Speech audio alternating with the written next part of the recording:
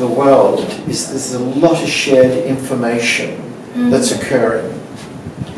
And for me, I have been talking a lot about this, the common thread of learning, which is creating information, it's creating education, and then it's creating policy, and then it becomes law. The common thread is just speaking English. You with me? Because all these people now know that there's a big problem, it's now measured, and now people are implementing policy fast, laws are changing quickly, and support is coming in from everywhere. From government, private, philanthropy. Society also? And society. But it needs to be, it has to come from the top. And from government to manufacturing, to producers, to environmental science, to community, and to the public, and to children. And it can happen somewhere in all of there, but Indonesia definitely needs to address this now. And fast. And fast, because future generations are going to be dealing with this. And Indonesia is going to lose its abundance. Remember what I said before, Indonesia is one of the most unique environments in the world. It has high mountains, it has vegetation, so therefore you have rain in abundance. And you have fertile, relatively fertile, although it's becoming quite polluted soil, but that can be regenerated very quickly. And you have river systems. And so if the environment was managed, it can become part of the new economy. Of course. And at the moment, we know for a fact that organic food is increasingly becoming $1 trillion industry around the world. And Indonesia, with foresight and vision, can be a part of this new green economy that governments or people want.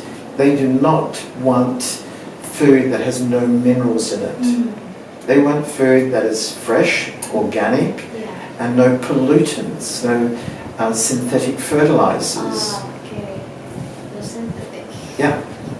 So it can be a win-win situation. So for me, acknowledging all of these issues, there are amazing people in Indonesia. So might I add, just very briefly, my research actually has come predominantly from Indonesian academics and researchers within Indonesia.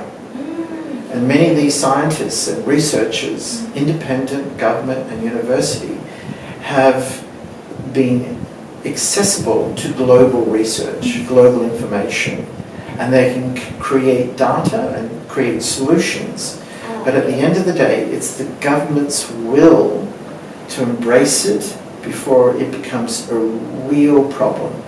For me, the problem is now, it's real, and it's a great concern. So for me as a designer, working in the waste stream, my prime concern is education.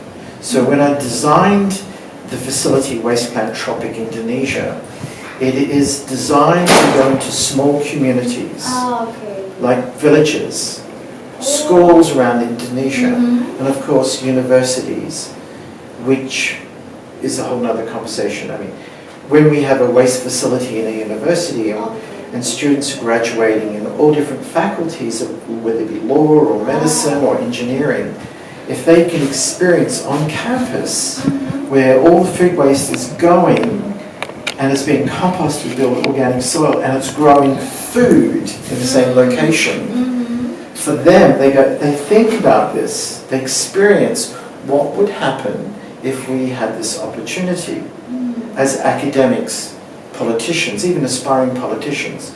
So experiencing this at university is paramount. But for the villages and similar, this is of great impact.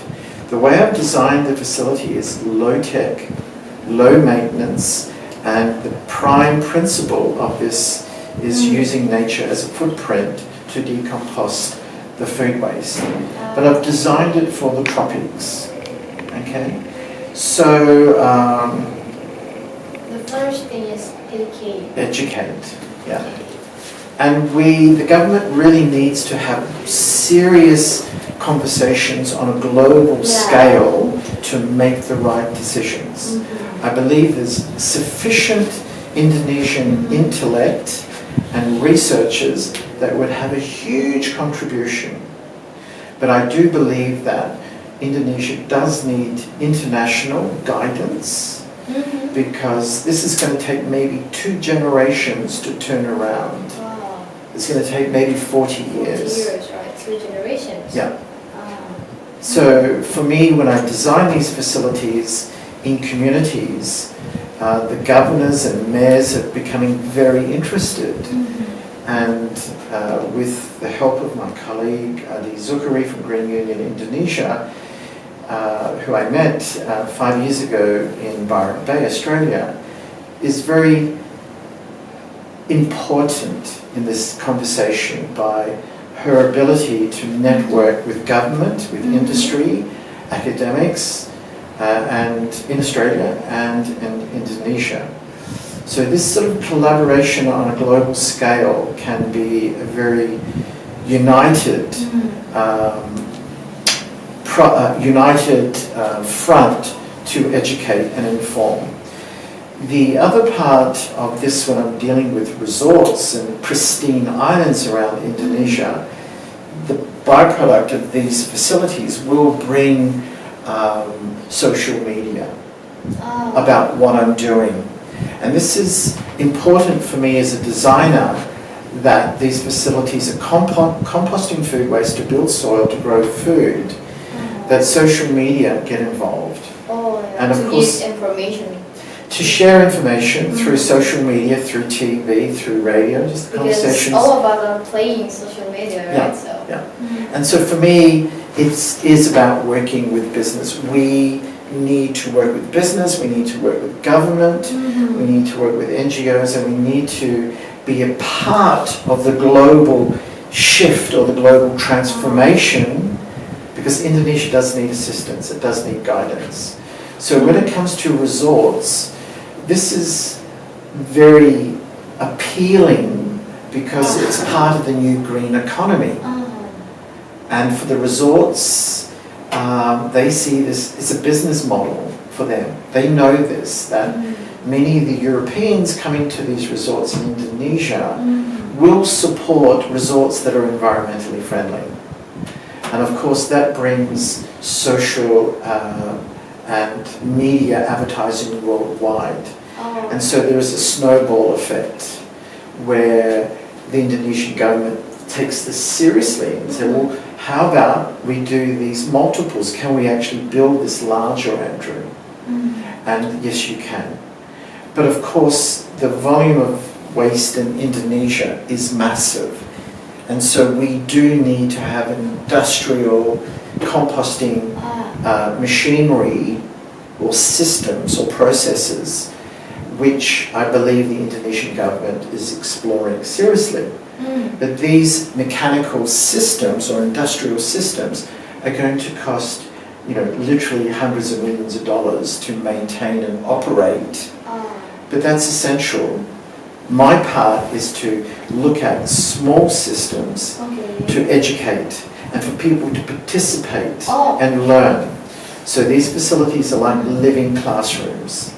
If we have, and people can see them, wow, there's no rats, there's no smell, there's no odor, and this food waste is turning to soil, and we can grow food around the compost systems. So this is very much what I've been doing in Australia for the last... I imagine it's so interesting to enjoy the living class. Yeah, because if we have a living classroom, we have living solutions. Yeah. If we have We living... can implement it more easily, I guess.